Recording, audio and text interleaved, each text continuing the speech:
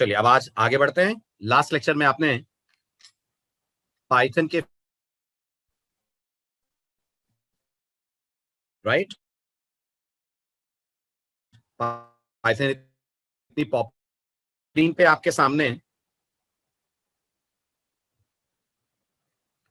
आपके सामने पाइथन के सारे पॉपुलर फीचर्स की लिस्ट आ रही है। फाइन, अब एक एक करके मैं इन फीचर्स को आपके साथ करूंगा डिस्कस, ताकि आपको एक फेयर आइडिया लगे कि पाइथन प्रोग्रामिंग कम्युनिटी में इतनी पॉपुलर क्यों है। स्क्रीन पे आपके सामने इस समय पाइथन की प्रॉपर्टीज की लिस्ट आ रही है। राइट, ये टेक्निकल फीचर्स हैं पाइथन के, जो पाइथन को प्रोग्रामर्स के बीच में इतना पॉपुलर बनाती है एज अ लैंग्वेज। आप मानते हैं पॉपुलैरिटी में पाइथन आज नंबर 1 है? लास्ट लेक्चर की अगर आपने स्टैटिस्टिक्स देखी हो तो है। तो अब हम बात करेंगे टेक्निकल फीचर्स पाइथन के, ऐसे कौन कौन से हैं जिन्होंने पाइथन को प्रोग्रामर्स के बीच में इतना पॉपुलर करा है। आ रही है बात समझ? स्टार्ट करें। चलिए ध्यान दीजिएगा। पाइथन का सबसे पहला और क्रूशियल इंपॉर्टेंट फीचर, पाइथन जैसा मैंने लास्ट लेक्चर में कहा आपसे, दुनिया की सबसे सिंपल लैंग्वेज है। It is one of the most easy and simple languages to learn. ऐसा क्यों कहते हैं?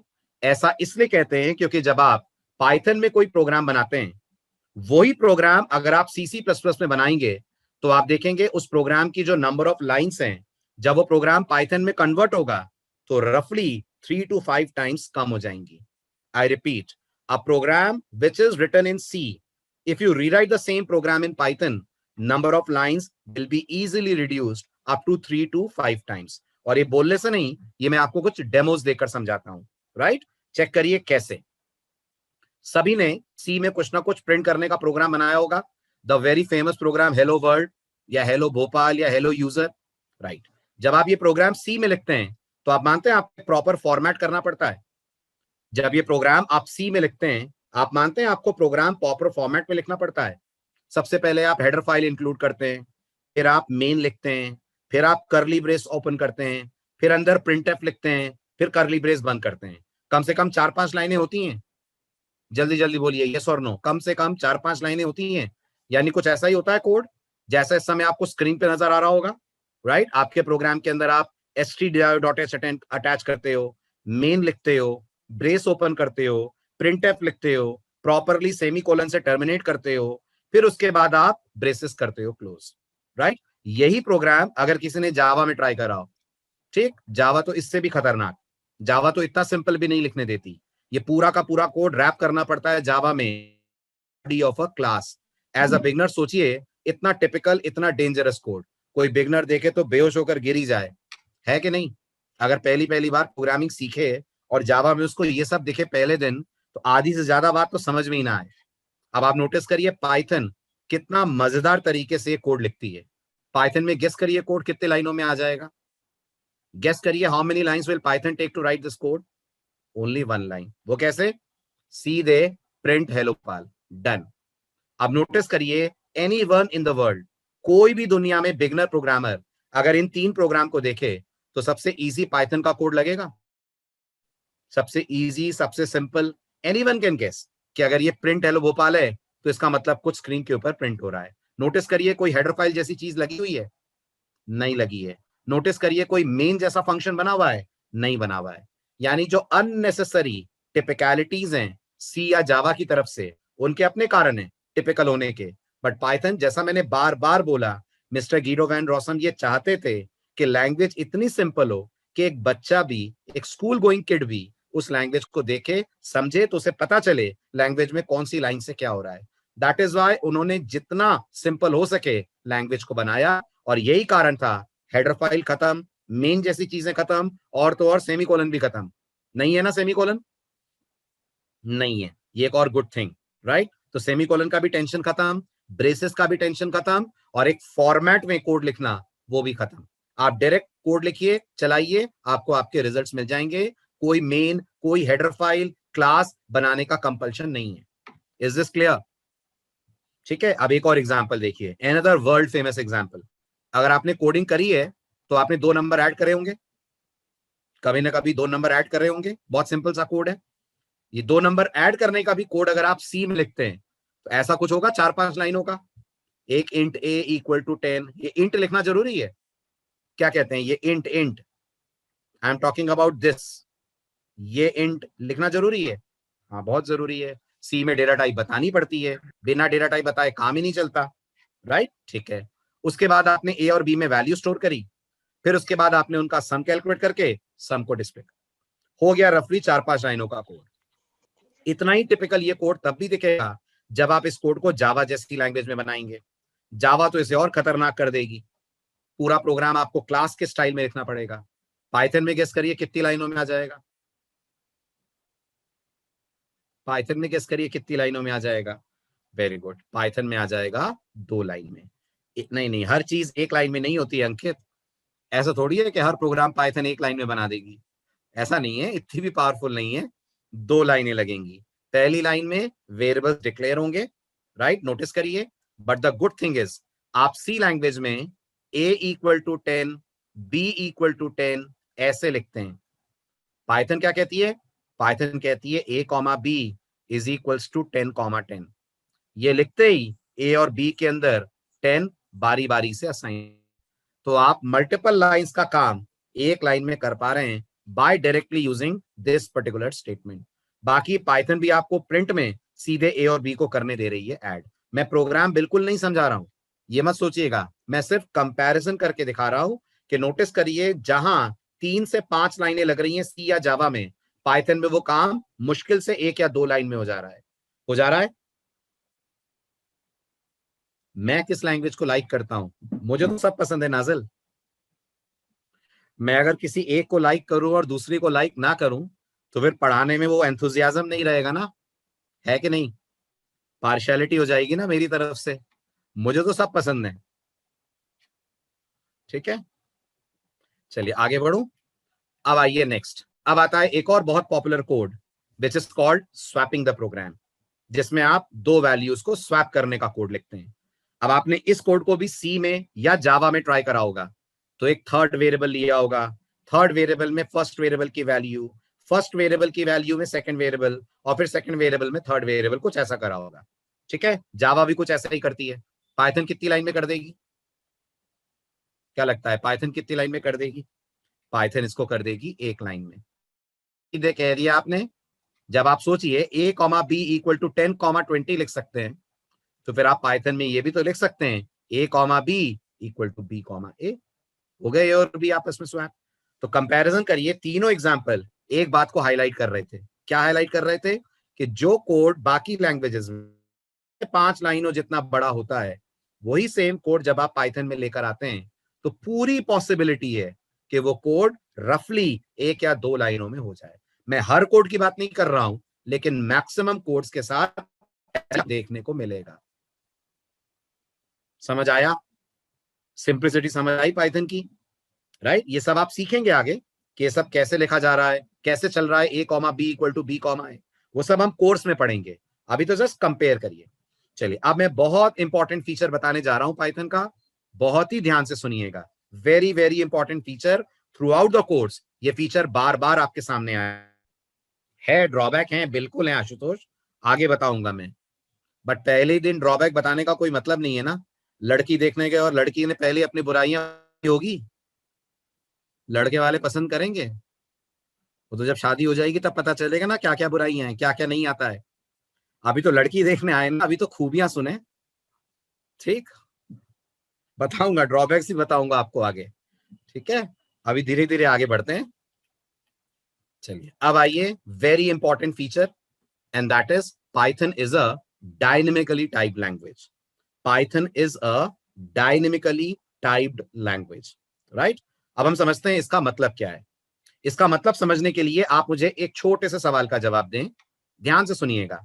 क्या सी लैंग्वेज में कोई वेरिएबल बनाते हैं तो क्या हमें उस वेरिएबल की वेरिएबल बनाते हैं तो क्या हमें उस वेरिएबल की डेटा टाइप बतानी पड़ती है?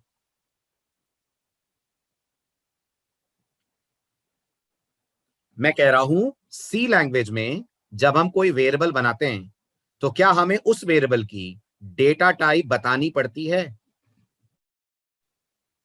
बतानी पड़ती है ना। I repeat the question again, सुनिए ध्यान से। सी लैंग्वेज में जब हम कोई वेरिएबल बनाते हैं, हमें उस वेरिएबल की डेटा टाइप बतानी पड़ती है। यस, बिल्कुल बतानी पड़ती है, राइट। यानी सी लैंग्वेज में आप इंट ए लिखने के बाद ही ए में कुछ असाइन कर पाएंगे ना, कर पाएंगे ना, पहली बात। ठीक है, दूसरी बात ध्यान दीजिएगा, अगर आपने ए को इंटीजर बना दिया है तो क्या आप इसमें स्ट्रिंग डाल सकते हैं? क्या आप इसमें स्ट्रिंग डाल सकते हैं? नहीं डाल सकते हैं। अगर मैं इस ए के अंदर हेलो डालने की कोशिश करूंगा तो सी लैंग्वेज एरर दे देगी ना, सी लैंग्वेज एरर दे देगी ना। इस बिहेवियर को याद रखिएगा। प्रोग्रामिंग की दुनिया में बोलते हैं C is a statically typed language. Everyone please please try to understand this point. इस बिहेवियर को हम बोलते हैं C is a statically typed language. यानी दो बातें, डेटा टाइप बताना जरूरी है, यस और नो। डेटा टाइप बताना जरूरी है, एब्सोल्युटली जरूरी है।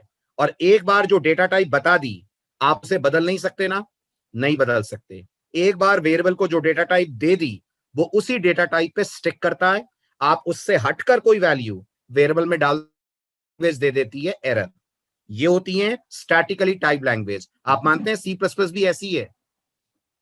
सी प्लस प्लस भी ऐसी ही है। आप मानते हैं जावा भी ऐसी है? यस, सी प्लस प्लस, जावा, सी सब स्टैटिकली टाइप लैंग्वेजेस हैं। But the interesting thing is Python ऐसी बिल्कुल भी नहीं है। पाइथन क्या कहती है? पाइथन कहती है जब आप पाइथन के अंदर कोई वेरिएबल बनाते हैं तो आपको डेटा टाइप नहीं बतानी पड़ती। आई रिपीट, आपको डेटा टाइप नहीं बतानी पड़ती। तो इसको आप सी से कंपेयर करिए।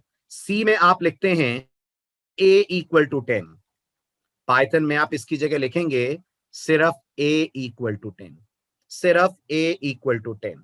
पाइथन आपसे कभी नहीं पूछती है कि वेरिएबल a की डेटा टाइप क्या है, लेकिन पाइथन बहुत समझदार है खुद। पाइथन वैल्यू देखकर a की डेटा टाइप डिसाइड करती है। अब आप मुझे बताइए, प्रोग्रामिंग वर्ल्ड में इज 10 एन इंटीजर? सभी लोग जवाब दें। प्रोग्रामिंग की दुनिया में 10 एक इंटीजर है? तो पाइथन ने a को ऑटोमेटिकली, ध्यान दें, पाइथन ने ए को ऑटोमेटिकली मान लिया कि ए अपने आप में इंट है। आपने बताया या पाइथन ने खुद ही मान लिया? आपने बताया या पाइथन ने खुद ही इंटरप्रेट कर लिया? पाइथन ने खुद ही इंटरप्रेट कर लिया। First thing. सेकंड थिंग, एक बार फिर बताइए, अगर इस ए में सी की बात कर रहा हूं, अगर सी वाले ए में मैंने हेलो डाला तो एरर आएगी? जल्दी बोलिए, एरर आएगी? आएगी।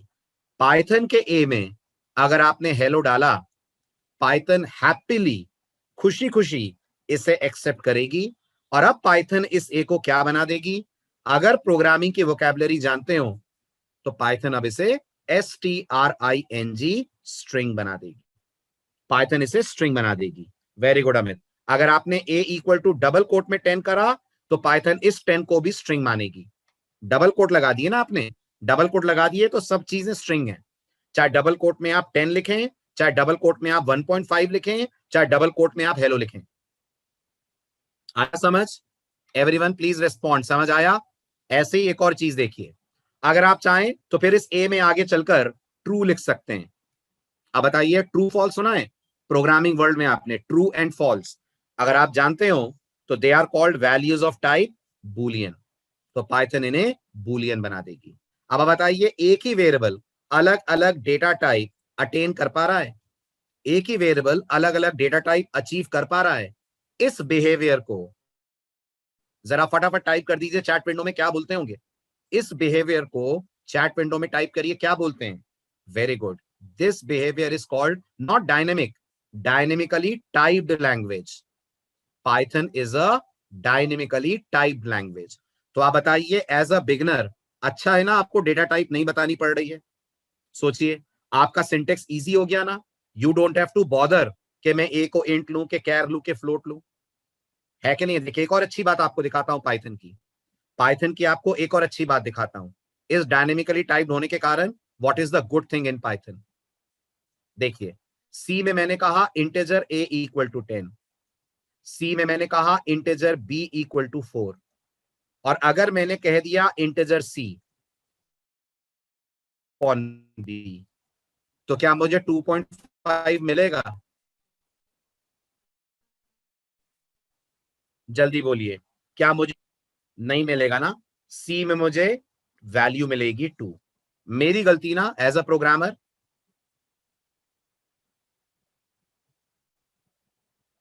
एज अ प्रोग्रामर मेरी गलती है ना, मैं सी को इंट ले रहा हूं जबकि मुझे फ्लोट लेना चाहिए था, है ना? अब आप पाइथन में देखिए, पाइथन में अगर आपने कहा a equal to 10, b equal to 4, c equal to a upon b, तो मैथ्स में क्या होता है 10 अपॉन 4 का आंसर? मैथ्स में क्या होता है? आयुष कर सकते हैं आप बाद में एक्सेस, आप एडमिन से बात कर लीजिए रिकॉर्डिंग के लिए। Very good. मैथ्स में 10 अपॉन 4 का आंसर 2.5 होता है, तो आपको सी का आंसर मिल जाएगा 2.5। तो सोचिए ना, आपको डेटा टाइप बतानी है ना डेटा टाइप से रिलेटेड कोई गलती आपके प्रोग्राम में होगी। सी में हो रही है, सी में गलती दिख रही है आपको, राइट? ये सिंटेक्स एरर नहीं है, आप ये भी मानते हैं? सी लैंग्वेज में इसमें कोई एरर नहीं आएगी, ये चलेगा, लेकिन आंसर डिवीजन का आपको 2 देगा। डिवीजन का आंसर आपको 2 देगा। What if we want int value? Hitesh, in that case, we have another division, which is called double backslash. Okay? वो आप आगे पढ़ेंगे, ठीक? उसको बोलते हैं अपन फ्लोर डिवीजन। आगे आएगा, पाइथन में 2 डिवीजन है, ठीक है? आगे बढ़े, पॉइंट क्लियर हुआ? So this type of behavior in Python is basically called as it is a dynamically typed language. I hope clear हो गया होगा। डायनेमिकली टाइप का मतलब समझ आ गया होगा सबको? वेरी गुड, ठीक है। अब आप एग्जांपल्स देखिए और बताइए, ये जो क्रॉस लगा हुआ है सही है? ऐसा ही है सी में, अगर आपने ए को इंट बना दिया और उसमें 10 डाला तो चलेगा, भोपाल डाला एरर, और पाइथन इसी कोड को एक्सेप्ट कर लेगी। आप इस ए को प्रिंट करके देखेंगे तो पाइथन इस ए की वैल्यू आपको 10 दिखाएगी, और इसके बाद आपको पाइथन इस ए की वैल्यू दिखाएगी Bhopal. Clear? So this is a feature of Python जो काफी अच्छा है, एटलीस्ट बिगनर्स के लिए। इसमें ऑफ कोर्स प्रॉब्लम भी है, ड्रॉबैक भी है। आप कुछ सोचते हैं, पाइथन कुछ सोचती है और उसके हिसाब से कोड को चलाती है, लेकिन मैक्सिमम जगहों पर आपका काम आसान कर देती है पाइथन। इन बिहाइंड इसमें भी कुछ कोड चलता होगा जो यूजर को नहीं दिखता। हाँ बिल्कुल बिल्कुल, इंटरनली तो बहुत कुछ करती है पाइथन, इंटरनली बहुत कुछ करती है, लेकिन एज अ डेवलपर आपका काम इजी कर देती है ना। You as a programmer don't have to do much coding, आप तो बस कैलकुलेशंस करिए, बाकी मैथ्स पाइथन पे छोड़ दीजिए, डेटा टाइप पाइथन पता करेगी। क्लियर? आगे बढ़ें, right? So this is second important feature of Python. Sir variables अलग अलग वैल्यूज होल्ड करते हैं, देन मेमोरी एलोकेशन फिर अलग अलग एड्रेसेस रहेंगे? नहीं फैजान, जब वेरिएबल में अलग अलग वैल्यूज आती हैं तो वेरिएबल ही अलग बनता है। वो पढ़ेंगे आप जब मैं आपको पाइथन का मेमोरी मैनेजमेंट पढ़ाऊंगा। इसके लिए पाइथन का मेमोरी मैनेजमेंट पढ़ना पड़ेगा, जब वो पढ़ेंगे तब क्लियर होगा पाइथन क्या करती है। ठीक है, अभी तो आप बस इतना मानिए, एज अ बिगिनर आपको कुछ ध्यान नहीं रखना डेटा टाइप वगैरह, आप बस वैल्यू देते जाइए, Python according to that handle करती जाएगी। ठीक है, अभी इसकी कॉम्प्लेक्सिटीज में नहीं चलते हैं, वो अलग से चैप्टर है मेमोरी मैनेजमेंट। ठीक, चलिए अब आता है next, Python is a robust language. ठीक है, सबसे पहले मुझे बताइए रोबस्ट का मतलब समझते हैं? रोबस्ट का मतलब होता है फॉल्ट टॉलरेंट, ये रोबस्ट का मतलब होता है। जब हम कहते हैं ना कोई लैंग्वेज रोबस्ट है, हाँ तो हम कह सकते हैं वो स्ट्रांग है या फॉल्ट टॉलरेंट है। अब क्या मतलब है फॉल्ट टॉलरेंट कहने का? ठीक, इमेजिन करिए आपने सी लैंग्वेज में कोई प्रोग्राम बनाया जिसमें आपने 0 से डिवाइड कर दिया किसी नंबर को। अब मुझे बताइए मैथ्स में जब आप 0 से किसी को डिवाइड करते हैं तो आंसर इंफिनिटी आता है? मैथ्स में, मैथ्स तो इंफिनिटी कहती है ना। आपको पता होगा प्रोग्रामिंग लैंग्वेजेस ऐसी स्थिति में क्रैश कर जाती हैं, सी लैंग्वेज ऐसी स्थिति में क्रैश कर जाएगी, सी लैंग्वेज ऐसी स्थिति में आपके प्रोग्राम को क्रैश करवा देगी, राइट? लेकिन पाइथन इतनी स्मार्ट लैंग्वेज है, पाइथन इतनी अच्छी लैंग्वेज है कि पाइथन एज अ प्रोग्रामर आपने जो गलतियां की हैं उन गलतियों को संभालना, हैंडल करना जानती है। मेरी इस बात को मैं आपको एक और एग्जांपल से समझाता हूं। ध्यान से देखिएगा। पहले बताइए, ये लाइन का मतलब समझ आ रहा है आपको? मैंने सी में क्या लिखा है? Int ARR square bracket 5। जल्दी बताइए क्या लिखा है मैंने? लिखिए चैट विंडो में, ये क्या है? शाबाश, ये मैंने सी में एक एरे बनाया है। कितने साइज का? 5 साइज का। ठीक है, अब आपको याद होगा ये जो एरे आपने सी में बनाया है, ये एरे 0 से लेकर 4 तक के इंडेक्सेस का होता है। होता है, ठीक है।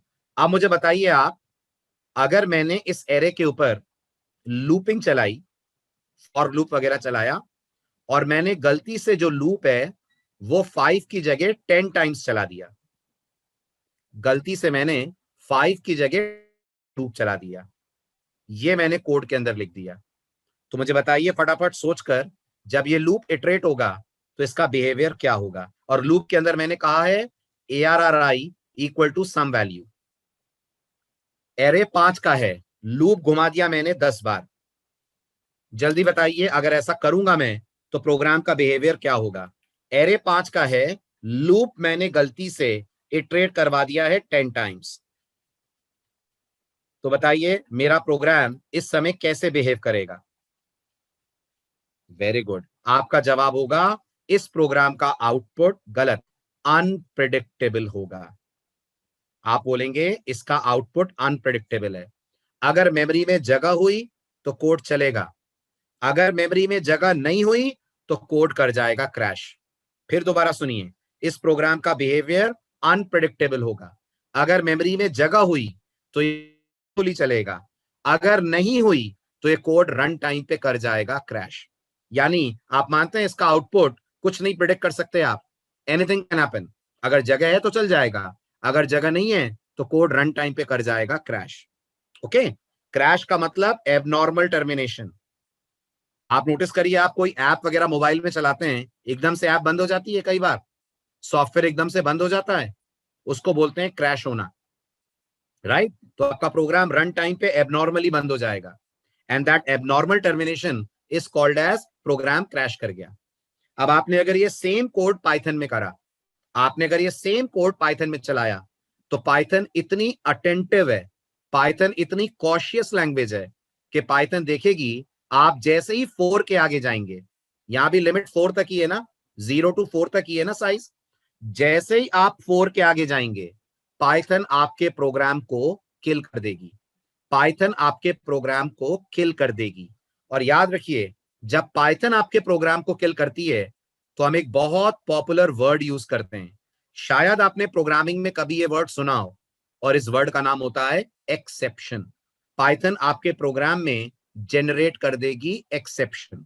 अगर आपको लगता है सर एक्सेप्शन का दूसरा मतलब, तो मैं बता दूं, एक्सेप्शन का दूसरा मतलब होता है रन टाइम एरर। आपका प्रोग्राम जनरेट करेगा रन टाइम एरर और वहीं का वहीं टर्मिनेट हो जाएगा।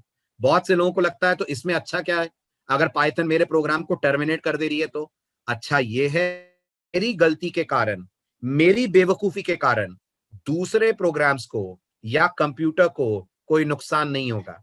सोचिए, मैं ऐसा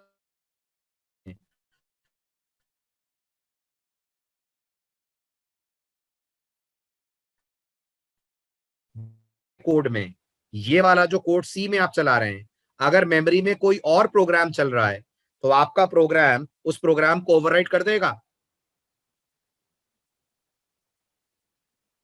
सी में नोटिस करिए, अगर आप यही प्रोग्राम सी में चलाते हैं तो सी में आपका प्रोग्राम कोई और प्रोग्राम अगर मेमोरी में चल रहा है तो उसे ओवरराइट करते हुए निकल जाएगा।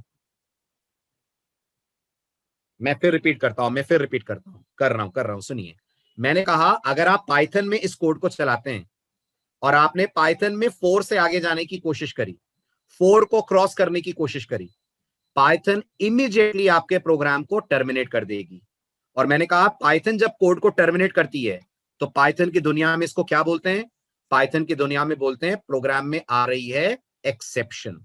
एक्सेप्शन का दूसरा नाम क्या होता है? एक्सेप्शन का दूसरा नाम होता है रन टाइम एरर।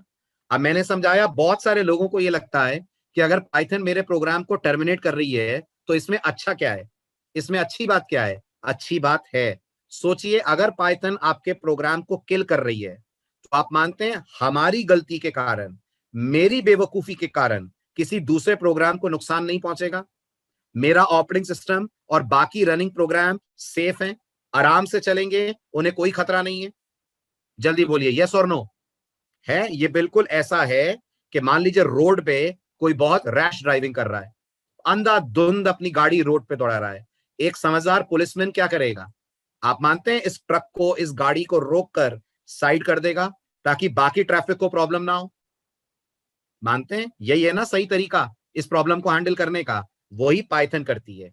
जब पाइथन देखती है आप कुछ गलत कर रहे हैं, आपका कोड कुछ गलत कर रहा है, पाइथन उस गलती को एक्सेप्ट नहीं करती, वहीं आपके कोड को किल करके बाकी के प्रोग्राम्स, बाकी के कंप्यूटर को सेव कर देती है। इसका मतलब आप मानते हैं वाया पाइथन आप कंप्यूटर को नुकसान नहीं पहुंचा सकते? वाया पाइथन आप सिस्टम पे किसी तरह का ऐसा कोड नहीं है जो पाइथन की तरफ से परमिटेड नहीं है। यस, बिल्कुल नहीं लिख सकते। वाया पाइथन, पाइथन आपके कोड को चेक करती है, कहीं पे भी आपने कुछ गलत करा, पाइथन वही कोड को कर देती है किल। आया समझ? पॉइंट क्लियर हुआ? Right? So this is called pythons robust nature. Okay, और इसका फायदा क्या है? इसका सबसे बड़ा फायदा है कि जो आपका ऑपरेटिंग सिस्टम है और बाकी के प्रोग्राम्स हैं वो सेफ्टी में रहते हैं, उन्हें कोई नुकसान नहीं है मेरी बेवकूफी या गलती के कारण। I hope it is clear. Robustness समझ में आई? गुड। तो ये पूरा उसका एक्सप्लेनेशन है, स्लाइड आपसे शेयर होगी, आप आराम से पढ़ना, मैं आगे बढ़ता हूं। बस आप ये वाला पार्ट पढ़ लीजिए, पढ़ के डन लिख दीजिएगा। बताइए समझ आ रहा है?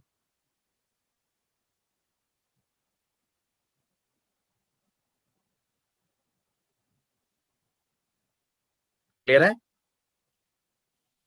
चलिए अब आते हैं मल्टीपल प्रोग्रामिंग पैराडिम्स पे। Very very interesting thing. ये बताइए सी लैंग्वेज के बारे में आपने सुना होगा, C is a procedure oriented programming language. सुना है? हाँ या ना? सुना है, राइट। क्या सी में हम क्लास बना सकते हैं? क्या सी में हम क्लास बना सकते हैं? क्लास सी में नहीं बना सकते। ओके। जावा के बारे में आपने सुना होगा, Java is a object oriented programming language, right. Java में क्लास बना सकते हैं? हाँ। बिना क्लास के प्रोग्राम बना सकते हैं? क्या जावा में विदाउट क्लास अलाउड है? नहीं अलाउड है, बिल्कुल नहीं अलाउड है। आप पाइथन की अच्छी बात देखिए, पाइथन इतनी स्मार्ट लैंग्वेज है कि पाइथन दोनों प्रोग्रामिंग अप्रोचेस सपोर्ट करती है। कौन सी दोनों? आप पाइथन में प्रोसीजर ओरिएंटेड प्रोग्रामिंग भी कर सकते हैं और आप पाइथन में ऑब्जेक्ट ओरिएंटेड प्रोग्रामिंग भी कर सकते हैं। यानी पाइथन आपको मजबूर नहीं करती कि आप अपने प्रोग्राम में क्लास बनाएं, और अगर क्लास बनाना चाहें तो मना भी नहीं करती, रोकती भी नहीं है। हालांकि जो प्रोफेशनल कोड्स लिखे जाते हैं वो ऑब्जेक्ट ओरिएंटेड ही लिखे जाते हैं। हम भी जो प्रोजेक्ट बनाएंगे इस कोर्स के बाद वो ऑब्जेक्ट ओरिएंटेड वे में बनाएंगे, और हम इस कोर्स पढ़ेंगे प्रोसीजर ओरिएंटेड प्रोग्रामिंग क्या होती है, ऑब्जेक्ट ओरिएंटेड प्रोग्रामिंग क्या होती है। बट उम्मीद करता हूं आपने इन दोनों के नाम सुने होंगे। प्रोसीजर ओरिएंटेड प्रोग्रामिंग सिंपल होती है, फास्ट होती है, लेकिन इनसिक्योर होती है। ऑब्जेक्ट ओरिएंटेड प्रोग्रामिंग में कोड थोड़ा बड़ा बनता है लेकिन सिक्योर्ड रहता है, डेटा प्रोटेक्टेड रहता है, क्योंकि आप उसमें क्लास नाम का एक कॉन्सेप्ट यूज करते हैं। तो पाइथन आपको कहती है आप प्रोग्राम की कॉम्प्लेक्सिटी के हिसाब से तय करिए, आपको प्रोसीजर ओरिएंटेड कोड लिखना है या आपको ऑब्जेक्ट ओरिएंटेड कोड लिखना है। तो as a Python developer I can design a program without using class also. I can design the program with the help of class also. Is this clear? कोई issue नहीं है राजू, अपन इसमें पढ़ेंगे, no problems in that. Object oriented programming के सारे features यहां cover up होंगे जब आप पाइथन में ऊप्स पे आएंगे, ठीक है? और जब पाइथन में ऊप स्टार्ट होगी उससे पहले आप लोगों को ऊप्स का एक रिफ्रेशर भी मिलेगा, है ना? जब ऊप स्टार्ट होने वाली होगी तो मैं आपको बता दूंगा, आपको अलग से थोड़ा टाइम निकालकर 4 लेक्चर करने पड़ेंगे जो इन जनरल आपको ऊप्स बताएंगे, फिर मैं आपको पाइथन में ऊप्स बताऊंगा, तो वो आपके लिए ज्यादा इजी होगा समझना। ठीक है, चलूं आगे। राइट, तो पाइथन का बहुत इंपॉर्टेंट फीचर, पाइथन दोनों प्रोग्रामिंग पैराडिम सपोर्ट करती है। आप मानते हैं बात हम जावा के लिए नहीं बोल सकते? इस मामले में पाइथन जावा से आगे है। जावा सिर्फ और सिर्फ ऑब्जेक्ट ओरिएंटेड प्रोग्रामिंग है, सी सिर्फ और सिर्फ प्रोसीजर ओरिएंटेड प्रोग्रामिंग है, but Python is very smart. Python दोनों प्रोग्रामिंग अप्रोचेस को फॉलो करती है। आप पाइथन में फंक्शंस वगैरह बनाकर भी प्रोग्राम बना सकते हैं, और आप चाहे तो क्लासेस बनाकर बना सकते हैं। आगे बढ़ा जाए, यहां तक क्लियर हुआ? चलिए अब आइए नेक्स्ट पॉइंट पे। ठीक है, बड़ा कंफ्यूजिंग, बहुत बड़ा मिथ लोगों के दिमाग में है। ठीक है, मुझे लगता है आपने थोड़ा बहुत अगर पाइथन पढ़ी हो, सुना हो, तो आपने देखा होगा अधिकतर जगहों पर इंटरनेट पे और ट्यूटोरियल्स में ये लिखा होता है कि पाइथन में इंटरप्रेटर होता है। सुना होगा आपने, बताइए, सुनिए ना ये बात, Python is an interpreted language. थोड़ा बहुत अगर आपने पाइथन को एक्सप्लोर करा हो, ये बात 100% ट्रू नहीं है। याद रखिएगा, पाइथन में दो ट्रांसलेटर्स होते हैं। गौर से सुनना आप मेरी बात, पाइथन में दो ट्रांसलेटर्स होते हैं। सरप्राइजिंगली पाइथन में कंपाइलर भी होता है और पाइथन में इंटरप्रेटर भी होता है। Python uses two translators. Python has a compiler also and Python has an interpreter also. आज मैं आपको नहीं बताऊंगा कि कंपाइलर इंटरप्रेटर दोनों क्यों यूज होते हैं। इसका जवाब आपको 2 लेक्चर बाद मिलेगा, होपफुली 3rd या 4th लेक्चर में, बट मिल जाएगा बहुत जल्दी। अभी बस इतना सुन लीजिए, अगर कोई बोलता है पाइथन में इंटरप्रेटर होता है कि कंपाइलर, तो कभी मत बोलिएगा सिर्फ इंटरप्रेटर होता है, हमेशा बोलेंगे कंपाइलर और इंटरप्रेटर दोनों होते हैं। अब आपके दिमाग में क्वेरी आएगी, तो फिर नॉर्मली लोग ये क्यों बोलते हैं कि पाइथन में सिर्फ इंटरप्रेटर होता है? नॉर्मली लोगों को क्यों नहीं पता चलता कि पाइथन में कंपाइलर भी है? उसका जवाब है, पाइथन का जो कंपाइलर वाला पार्ट होता है वो हम प्रोग्रामर से हिडन होता है। पाइथन उससे हम लोगों से हाइड करके रखती है। और अगर आपको लग रहा है क्यों हाइड क्यों करती है, तो आप फिर भूल रहे हैं। पाइथन का प्राइम प्रिंसिपल है सिंप्लिसिटी। पाइथन नहीं चाहती कि प्रोग्रामर्स को उलझाए कंपाइलर और इंटरप्रेटर की थ्योरी में।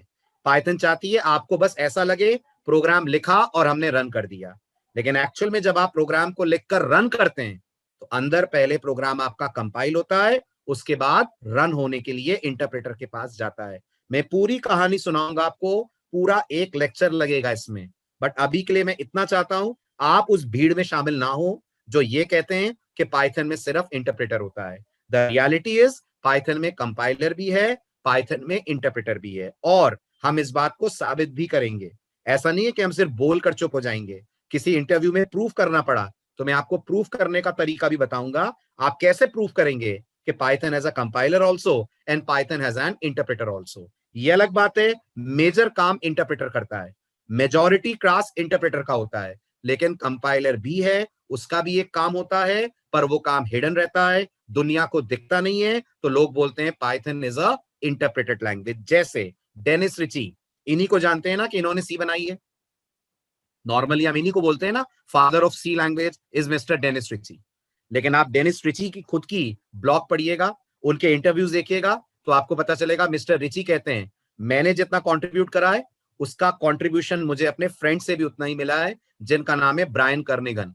लेकिन दुनिया क्रेडिट किसको देती है? दुनिया क्रेडिट देती है डेनिस रिची को, जबकि सपोर्ट मिस्टर रिची को मिस्टर कर्निगन ने भी करा था।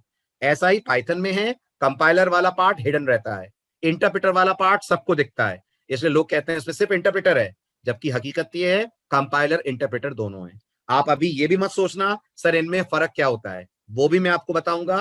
What is a compiler, what is an interpreter, and why Python uses both of them, why Python uses both of them. अभी के लिए बस इतना याद रखें, Python has a dual translator, it also has a compiler, it also has an interpreter.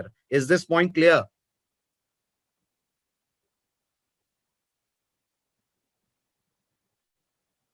Right? तो ये उसके बारे में पॉइंट्स हैं, एक बार पढ़ लीजिए। पढ़ लेंगे तो डन लिख दीजिएगा, पढ़ लेंगे तो प्लीज डन लिख दीजिएगा।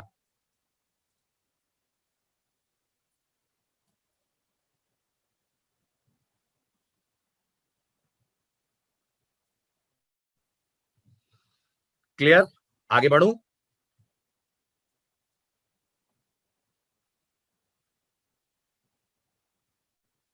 Very good. अब आता है next, Python is a cross platform language. सबसे पहले बताइए what is the meaning of this word? Guess करिए। प्रोग्रामिंग में प्लेटफॉर्म क्या होता है? प्रोग्रामिंग में प्लेटफॉर्म वो एनवायरनमेंट होता है जिसमें आपका प्रोग्राम रन होता है, the environment in which our code runs. जिस एनवायरनमेंट में आपका कोड रन होता है उसको बोलते हैं प्लेटफॉर्म। और सिंपल वर्ड्स में बोलूं और इंग्लिश को सिंपल कर दूं तो platform is nothing but it is the combination of operating system plus central processing unit. It is the combination of system plus central processing unit. अगर आपको लग रहा है इसमें ओएस क्या है और सीपीयू क्या है, तो याद करिए सीपीयूज 32 बिट और 64 बिट के होते हैं। सुना है आपने 32 बिट आर्किटेक्चर, 64 बिट आर्किटेक्चर। और ऑपरेटिंग सिस्टम तो मुझे बताने की जरूरत ही नहीं है।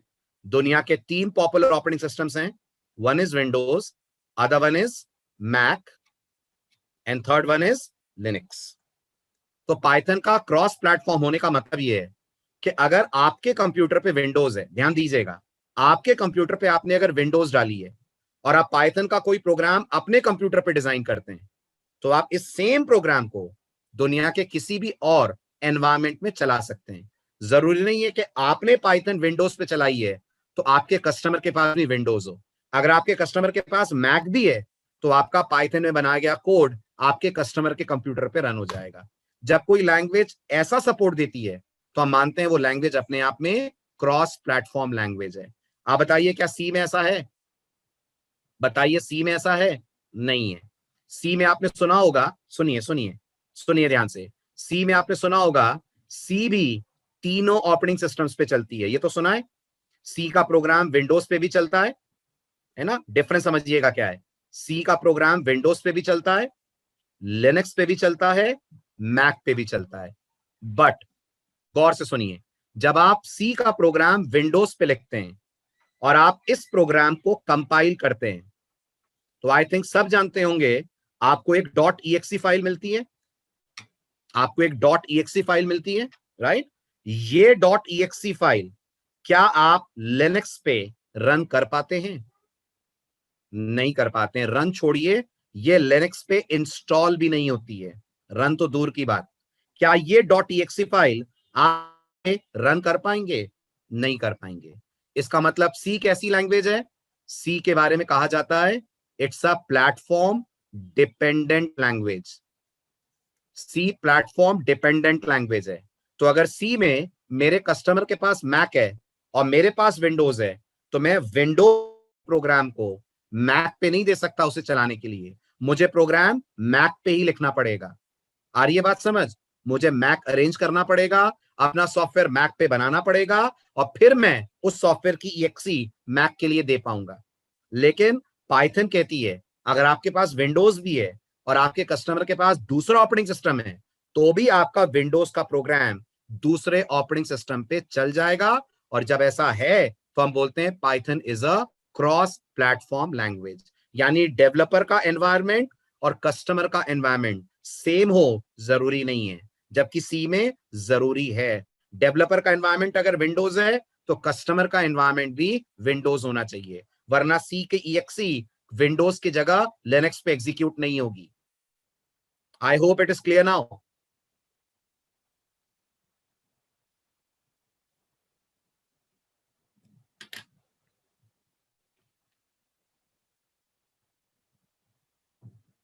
यस यस यस, बिल्कुल पॉसिबल है राजू।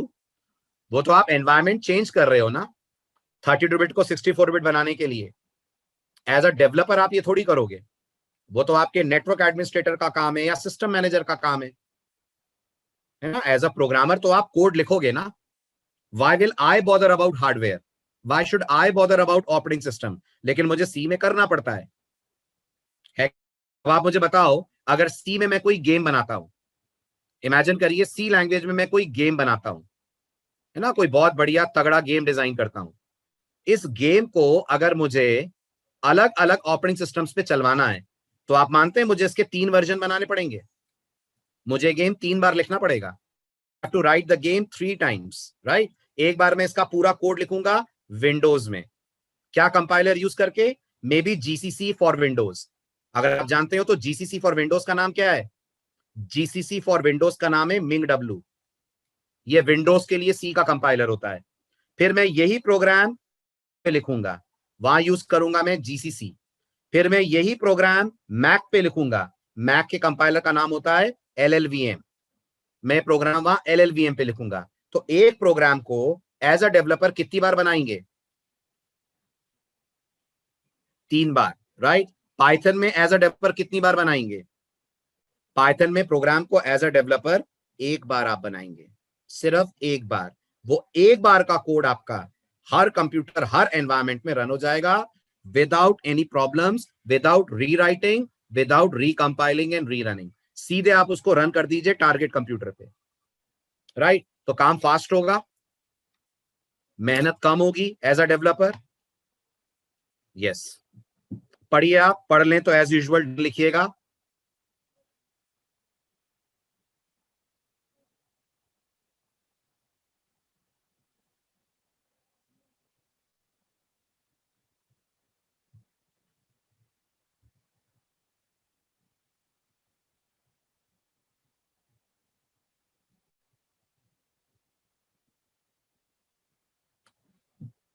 विंडोज 32 को 64 बनाना है। किसको 64 बनाने की बात कर रहे हैं? 64 का तो आपको एनवायरमेंट डालना पड़ेगा ना राजू, और वो भी तब डलेगा जब आपका सीपीयू सपोर्ट करेगा। अगर सीपीयू सपोर्ट नहीं करेगा तो वो 32 ही रहेगा।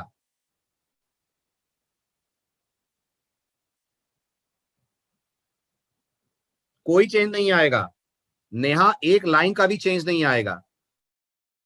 लिनक्स पे, मैक पे, विंडोज पे बिल्कुल सेम चलेगा कोड।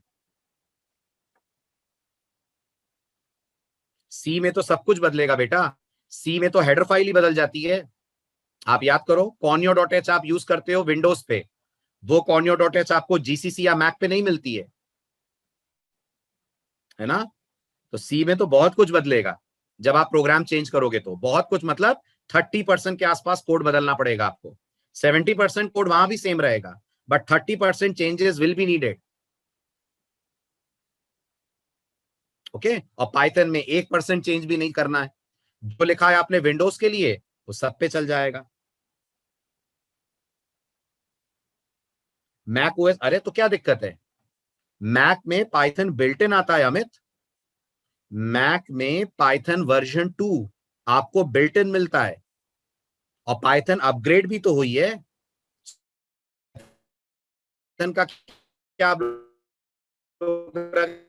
करा है? 1991 वाला नया ऑपरेटिंग सिस्टम आता है तो लैंग्वेज उसे सपोर्ट करेगी कि नहीं? लैंग्वेज को अगर अपनी पॉपुलैरिटी मेंटेन करनी है तो नया ऑपरेटिंग सिस्टम अगर कोई आता है तो लैंग्वेज उसे सपोर्ट करेगी। इमेजिन करिए आज मार्केट में कोई नया ओएस आए, है ना, तो ये लैंग्वेज की जिम्मेदारी है कि उस ऑपरेटिंग सिस्टम के हिसाब से अपने कोड को कंपाइल और रन करवाए, तभी तो वो लैंग्वेज पॉपुलर होगी। क्लियर? चले आगे। चलिए, अब आता है next feature, Python is an extensible language. Python की सबसे बड़ी पावर, ध्यान से सुनिएगा, पाइथन कैसे एक्सटेंसिबल है, ध्यान दें। आपने सी लैंग्वेज में सुना होगा हेडर फाइल्स होती हैं, और सी लैंग्वेज की हेडर फाइल में फंक्शंस होते हैं, होता है ना? यस। अब ये बताइए, ये फंक्शन सी लैंग्वेज में ही लिखे गए होते हैं, हाँ या ना? ये खुद सी लैंग्वेज के ही फंक्शंस होते हैं ना, जैसे प्रिंटफ, स्कैनफ, ये सी के ही फंक्शंस है ना? Very good. अब आप पाइथन की पावर देखिए। पाइथन कहती है अगर आप पाइथन में कोई प्रोग्राम बना रहे हैं, you are writing a program in Python, और आपके कंप्यूटर में जावा भी इंस्टॉल्ड है, इमेजिन करिए, तो आप अपने पाइथन प्रोग्राम से जावा की जो क्लासेस हैं और उन क्लासेस में जो मेथड्स हैं, आप उन्हें कॉल कर सकते हैं। आप उन्हें कॉल कर सकते हैं। यानी प्रोग्राम किस में लिखेंगे आप? जल्दी बोलिए, प्रोग्राम किस में लिखेंगे? पाइथन में। कॉल किसे करेंगे आप? जावा के कोड को। जावा के कोड को कॉल करेंगे। जब कोई लैंग्वेज ये फीचर आपको देती है तो हम बोलते हैं लैंग्वेज एक्सटेंसिबल है। आपने सुना होगा सी सी प्लस प्लस में आप उनके बनाए गए फंक्शंस कॉल कर सकते हैं। सी प्लस प्लस आपको कभी ये पावर नहीं देती कि पाइथन का कोड कॉल कर लें, लेकिन पाइथन पावर देती है कि फ्रॉम पाइथन आप कॉल कर सकते हैं C++ जावा के प्रोग्राम्स, और ऐसा इंडस्ट्री करती भी है। इसलिए मैंने आपसे लास्ट लेक्चर में कहा था, कोई भी बड़ी वेबसाइट एक सिंगल टेक्नोलॉजी पे नहीं बनती है। मेजर पार्ट एक टेक्नोलॉजी का होता है, लेकिन बाकी का पार्ट सेकेंडरी टेक्नोलॉजीज का है। जैसे अगर मैं बात करूं यूट्यूब की, यूट्यूब में पाइथन लगी है, लेकिन अभी भी जो फाइल हैंडलिंग वाला पार्ट है उसमें अभी भी यूट्यूब C++ यूज करती है। जहां यूट्यूब को फाइल्स पे डील करना है, वहां पाइथन का कोड इंटरनली सी के कोड को कॉल करता है, और सी का कोड फाइल्स के ऊपर इंटरेक्ट करता है। कारण क्या है इसका? फाइल्स कहां स्टोर होती हैं? जल्दी जल्दी बोलिए, फाइल्स कहां स्टोर होती हैं? हार्ड डिस्क पे स्टोर होती हैं। हार्ड डिस्क हार्डवेयर है, हार्ड डिस्क एक हार्डवेयर डिवाइस है। यस, हार्ड डिस्क एक हार्डवेयर डिवाइस है, और हार्डवेयर से इंटरेक्शन बेस्ट सी देती है। हार्डवेयर से इंटरेक्शन सबसे अच्छा सी देती है। तो दुनिया में जितनी फाइल हैंडलिंग्स हैं, सबसे फास्ट अगर किसी लैंग्वेज की फाइल हैंडलिंग है तो वो सी लैंग्वेज है। तो पाइथन में भी फाइल हैंडलिंग है, लेकिन पाइथन में जब हम रियल वर्ल्ड में काम करते हैं तो instead of using Python's file handling, we can make use of C language file handling. Clear हुआ? This behavior, this feature in Python makes Python an extensible language. From Python, you can call Java programs. From Python, you can call C, C++, .NET, Ruby. इतनी सारी languages हैं जिनके codes Python से आप call कर सकते हैं। ठीक है, again I would request you to go through this slide और बताइए अगर कुछ समझ नहीं आया है तो।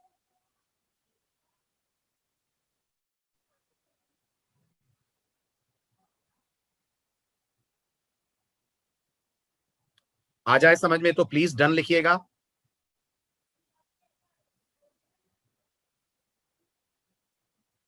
डन। चलिए, लास्ट फीचर, पाइथन का आखिरी फीचर, इसके बारे में मैं आपको लास्ट लेक्चर में भी बहुत बोल रहा था। मैंने आपसे कहा था हर लैंग्वेज की अपनी कोई ना कोई स्ट्रेंथ होती है। सी की हेडर फाइल नहीं, हेडर फाइल तो सी में यूज होगी, आप सीधे यहां से फंक्शन कॉल करेंगे। Definitely, definitely Ankush, we can also do that, provided आपका कोड लिनक्स प्लेटफॉर्म पे चल रहा हो। ओके, चलिए अब आइए लास्ट पार्ट। 26 लैंग्वेजेस है प्रतीश, 26 लैंग्वेजेस है दुनिया में जिनके कोड आप पाइथन से कॉल कर सकते हैं। C++, जावा, रूबी, ये तो मैंने 4 के नाम बताए। Okay, there are 26 languages with which Python can. चलिए आगे बढ़िए, नेक्स्ट। अब मैंने आपसे कहा था पाइथन के पास सबसे इंपॉर्टेंट फीचर है पाइथन की लाइब्रेरी। यानी आप जो काम सोचते हैं, जो काम आपको अपने प्रोजेक्ट में करना है, there is a strong possibility उस काम को करने का पाइथन में कोई फंक्शन अवेलेबल हो। जैसे नोटिस करिए, आजकल आर्टिफिशियल इंटेलिजेंस बहुत चल रहा है।